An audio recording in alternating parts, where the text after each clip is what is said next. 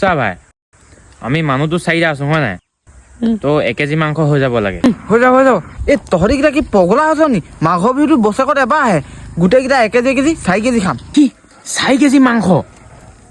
ৰ মই কৃষ্ণকো সুধি লওঁ হয় নাই অঁ তাকো সুধি ল হেল্ল' অঁ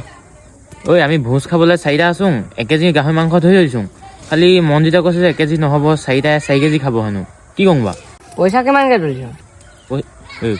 পইচা কিমানকৈ তুলিবি আৰে তহঁতি কেলে টেনশ্যন লৈছ মই মিলাই দিম নহয় পইচা মিলাবি এই মনজিতে মিলাম বুলি কৈছে অঁ অঁ অঁ হ'ব দে হ'বতো অঁ অঁ ঠিক আছে ঐ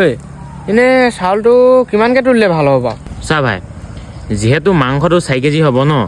তো ভাতটোতো চবেই ইমানকৈ নাখাব সেইকাৰণে ঘৰৰ পৰা এপোৱা চাউল আনিলে হ'ব এই ঘৰ চাউল নাখাং দেই এই যে কি কয় শ্ৰীমতী চাউল নেকি সেইটো খাম শ্ৰীমতী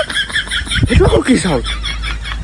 এই পগলা সেইটো শ্ৰীমতী চাউল নকয় বাচমতী চাউল বুলি কয় আৰু এটা কথা কচোন গাহৰি মাংস আনিবলৈতো পইচা যেনে তেনে হ'ব বাৰু তই মিলাম বুলি কৈছ এতিয়া বাচমতী চাউল আনিবলৈ ক'ত পইচা পাবি অঁ বাচমতী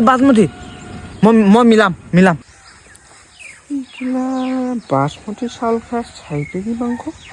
ইমান পইচা ক'ত পালে সি বাদ দে গ'লা ঐ সেইটো কথা বাদ দেচোন মালটো অঁ তই ঠিক কথা ক'লি মালটো মই লিখিব খালি এটা কথা নহয় ভাই আমাৰ বাজেটটো ইমানেই কম এতিয়া আমি চুলাই নহ'লে নাম্বাৰ 1 দুটাই খাব লাগিব অঁ কেলা নাম্বাৰ 1টো সেইটো নহ'ব কেলা চুলাইটো ঠিক হ'ব বে 100 টকা আনিলে গোটেইকেইটা ফিটিং হৈ গ'ল নে কি কওঁ মন তহঁতি কি কথা কওঁ হে মালৰ লগত হেং পেচ নহয় এই চুলাই খাওঁ হে ব্লু লেবেল নহ'লে ৰেড লেবেল আনিবি নহ'লে মই তহঁতৰ লগত ভোজ নাখায় এই ভাই বুজ না আমাৰ পইচাই নাই অ' মই এতিয়ালৈকে জিন্দা আছোঁ মই মিলাম কৈছোঁ ন ৰ মই এতিয়া হিচাপটো মাৰিছোঁ কাৰ ভাগত কিমানকৈ পৰিব চা প্ৰতিটো প্ৰতি 2000কৈ পৰিব খালি তই বেছিকৈ দিম বুলি কৈছিল নহয় তই 4000 টকা দিবি কৃষ্ণ পইচাটো মই দিম বাৰু হিমপা পলে আছে পলে তই 1500 টকা দি থৈছোঁ তই 500 টকা দিলে হ'ব মইতো মোক দিম আৰু তইতো তই দে পইচাটো নৰ এই 10 টকাটো ল 10 টকা দিছ যে এই বাকীটো মই ইনষ্টলমেণ্টত দিম ক 10 টকা ফাইনেন্স কওঁ হিলগুটি আন সোনকালে আনকেইটা